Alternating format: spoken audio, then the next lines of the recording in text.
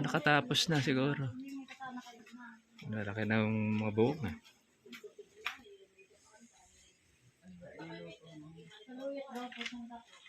Halos mga puno. Hindi nga nauubos eh. Sarap nyo na nga kami rin kaya ito niyang nasaloy. Saka nang iluto dun. Ay, di. Kaya na pala yan. Pagkano ka ba? Luto na sa luyan doon. Kailan nyo ba ito niya kakatayin yung mga kambing nyo doon? Kadami. Harvestin na yung kambing nyo doon. May buntis pa. Kain naman. Nagkaroon sila ng kambing. Baka naman sino kakainin. Gali. Ganun pala. Kaya pala halimbawa, naglasang ka sa yung...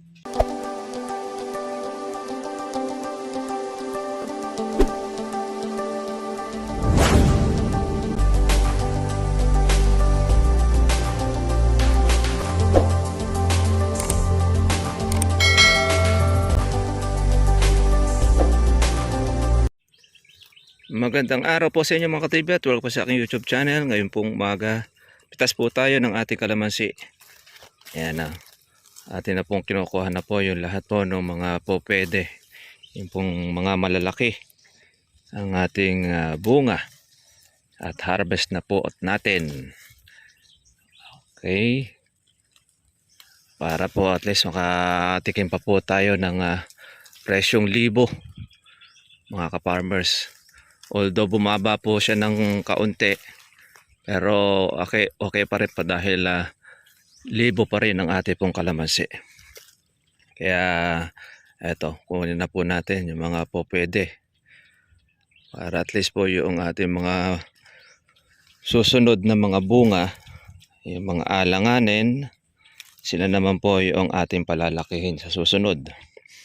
Yung lahat ng mga pitasin, atin na po siyang kunin para ma-relax po ang ating mga bunga, yung ating puno. Hindi po kasi natin mga ka-farmers yan na pipitasin, ay magkakaroon lang po yan ng silay o yung tinatawag po nating tusok ng ating po mga putakte. Kasi pagka pumakinis na po ang balat ng ating kalamansi mga ka-farmers, ang kalaban na po natin yan, yung mga fruit flies. Kaya naman, ito ang ating inaagapan na napitasin. Total naman, ay wala na po siyang ilalaki.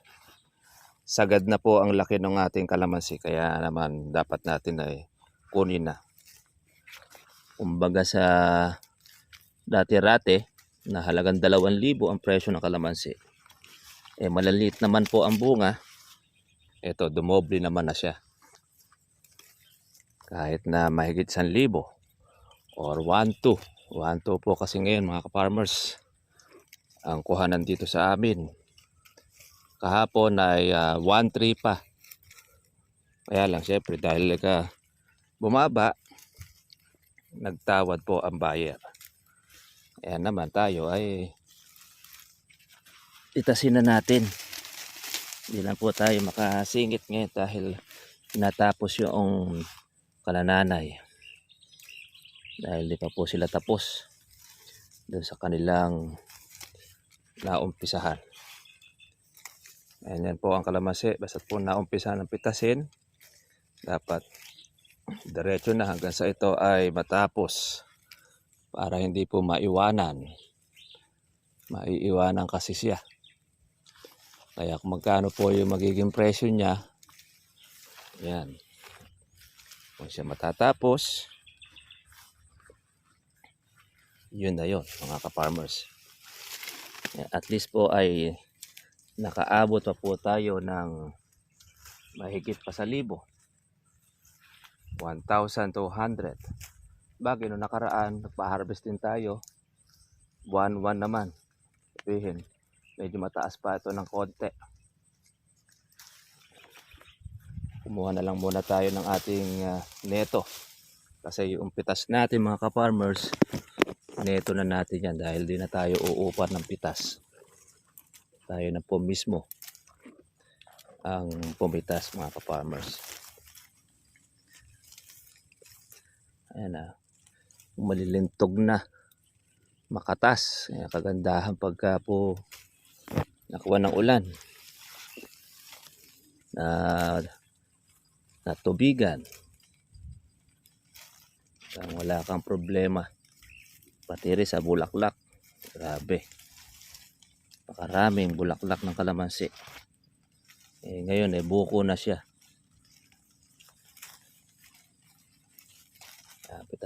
Pitas-pitas tayo mga ka-farmers. Mga ka-trivia. Tayo po nakakapag-spray. Dahil basang-basa pa ang lupa. Pagka medyo gumanda-ganda na po ang panahon, pwede na natin siyang banata ng ating pang herbicide.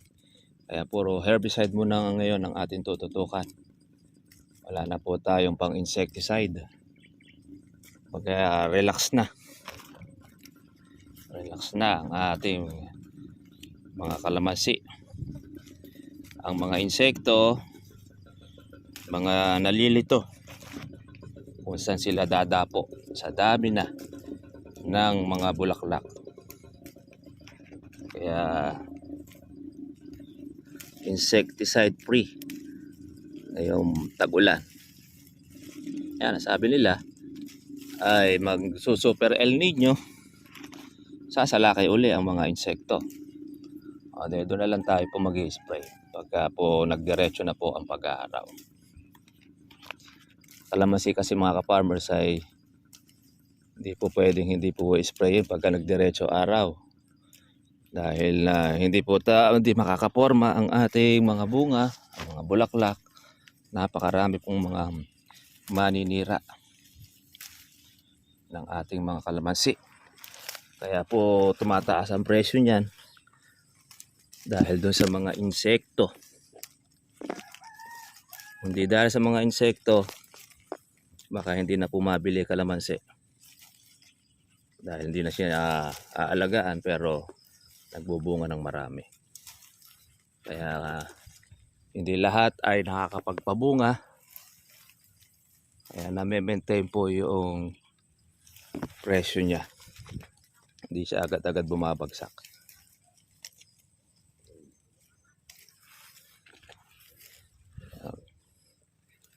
Pitas-pitas tayo.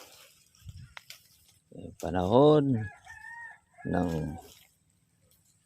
bunga. Sa susunod po yan, mga buwan po ng September, August, yung mga bulaklak na yan.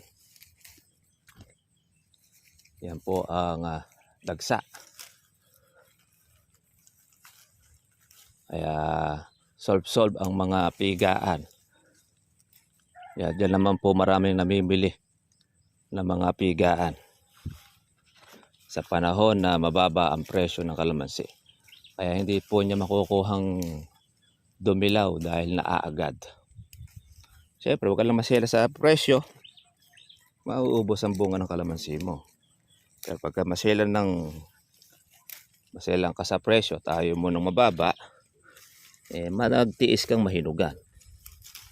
Dahil kasalanan na ng may-ari kapag dumilaw na ang kalamansi niya.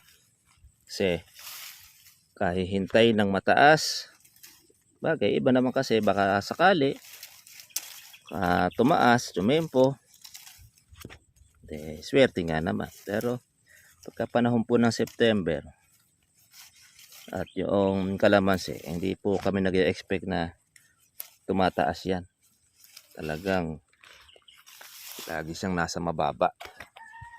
Dahil lahat kasi ng kalamansi may bunga. Pati yung mga nasa paso, may mga bunga yan. Kasi ngayong umaga, yan, iiwasan lang po natin na umitas po ng maagang-maaga. Kaya pinataktak lang muna natin po yung basa. Umulan po kasi kahapon. Kaya basa ang kalamansi. Yan, nakakarami na tayo ng pitas.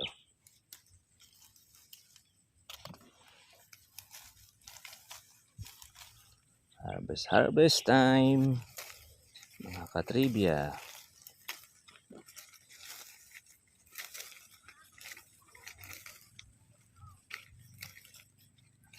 Maraming araw mga bagong tagtag ng mga buko. Yun na po yun, yung panahon ng bunga. Lahat ng mga probinsya na may kalamansi, sigurado puno ng bunga.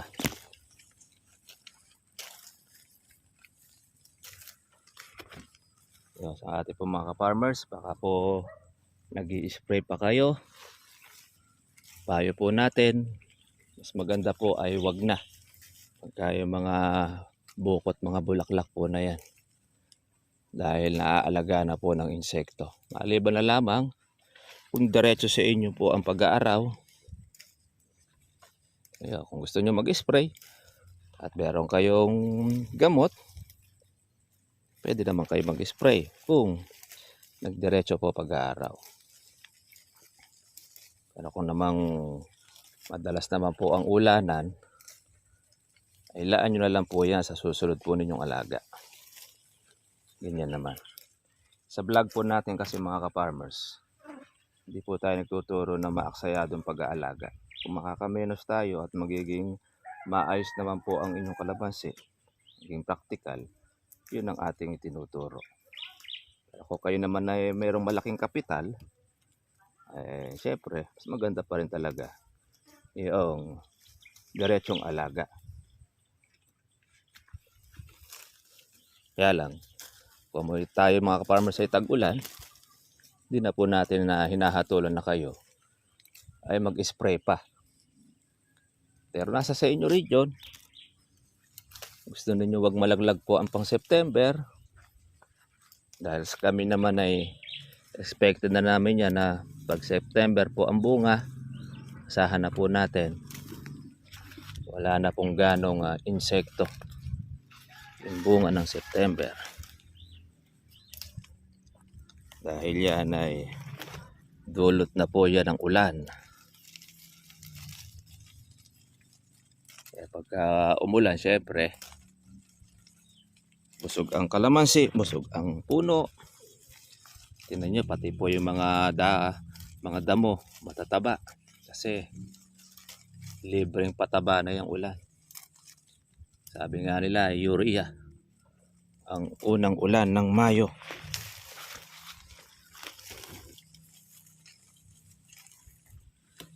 Ayan. Nakakarami na tayo. Dito pa lang tayo mga ka-farmers. Okay, pitas muna po tayo para tayo makarami.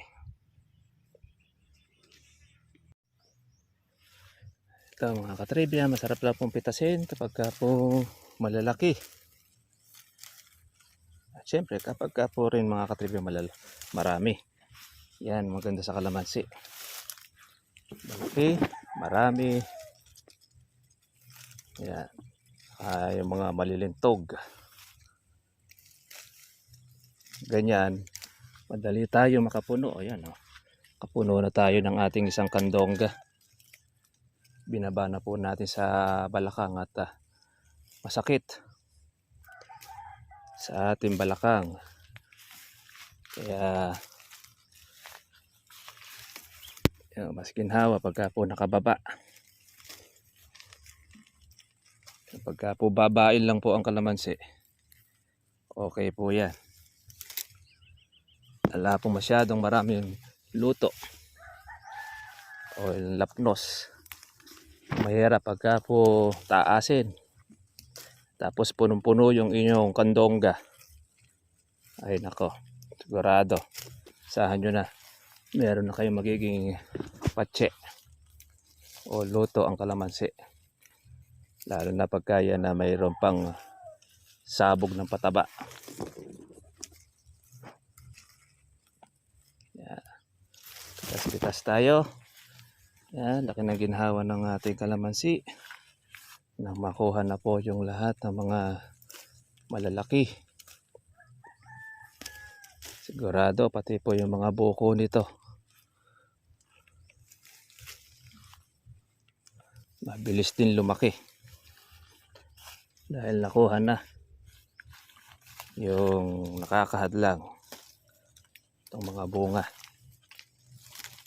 Kaya makakapag-concentrate na sila doon sa next na gaholin para yun naman po ang magiging pitasin pang susunod natin pang katapusan ng June. Kapag po makunat, kinukurot natin para hindi po siya piklat. Kaya iniingatan natin na huwag mapiklat para hindi panggalingan po ng patse.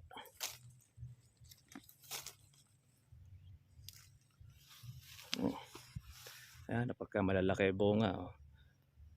Puro mga zero. Puno na tayo. Sige, kulang-kulang isang bag na po ang ating napipitas mga ka-farmers. At ito po ay lalagay na po natin sa red bag tsaka po ihahalay para po matuyo. Ito na mga katribya po yung ating pitas. Ayan o, meron na tayong 1.5. Ngayon ay ihahalayan na muna natin po sa bahay para po at least matuyo. At yun na po mga ka-farmers. Kain muna po tayo ng ating pananghalian. Tapos punin na po natin. 2 bag lang naman po yung ating pong pipitasin mga katribya. Mabun-abun po kanina. Akala ko po ay didiretso. Sana naman ay patapusin tayo para at least ay makapagpatuloy po tayo ng ating pagpitas at hindi po mabasa ang ating kalamansi. Mainit. Basa na tayo ng ating pawis.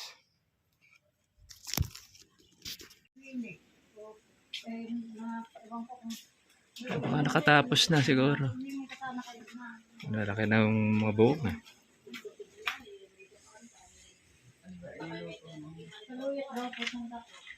Halos mga puno. Hindi nga nauubos eh. Kahapon yun nga kami kaya ito niyang nasaloy, saka nang iluto dun. Ay, hindi. Kaya na pala yan. Pagkano ka ba? Luto na sa luya doon. Kailan nyo ba ito niyang kakatayin yung mga kambing nyo? Ito kadami. Harvestin na yung kambing nyo doon. May buntis pa. Kain naman. Nagkaroon sila ng kambing. Makalamansi mo kakainin. Gali. Ganun pala. Kaya pala halimbawa, naglasong karasay yung... Ayan o. Sariwang-sariwa ang kalamansi. Mga katribya. Lalaki. Tawag ko rin. Ibaba mo na. Susulot yan. Hindi pa naman po mga ka-farmers dihado ang ating kalamansi. Priority pa ang berde.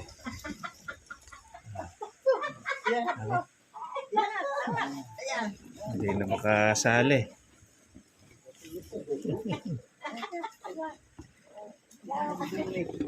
Konti na lang pala kati adya.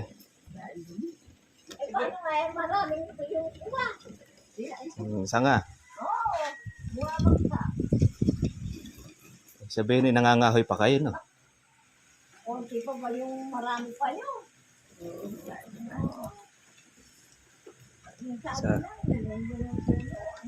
Isang salin lang, pwede na.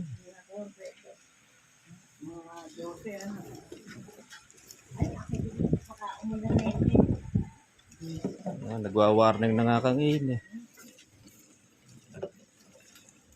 Iisip ko nga yung dalawang nag-spray. Madali pa yung... Spray di pa natutoy. Baka naman hinga pa.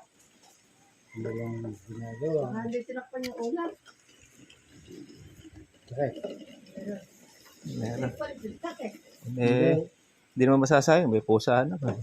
Hindi asunod. Oo, nakaabang naman yun. Siguro ba yun? Tama-tama at binigay ka sa akin ng amo yan. wala pa. Hindi ka sa akin. Saktong-sakto. Hindi pa naman mambihado. Kasalukuyan pala lumalaki. Hindi dada yung alam nila makapal yun.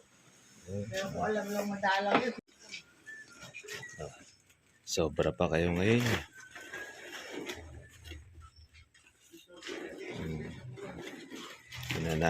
Ginanahan pa kayo ngayon. Ayan, tapos na sila ng pitas. Farmers, nakadalawang kalbag na tayo. Okay, kita na po tayo po bukas para sa sunod po natin vlog. God bless po nila. Bye-bye.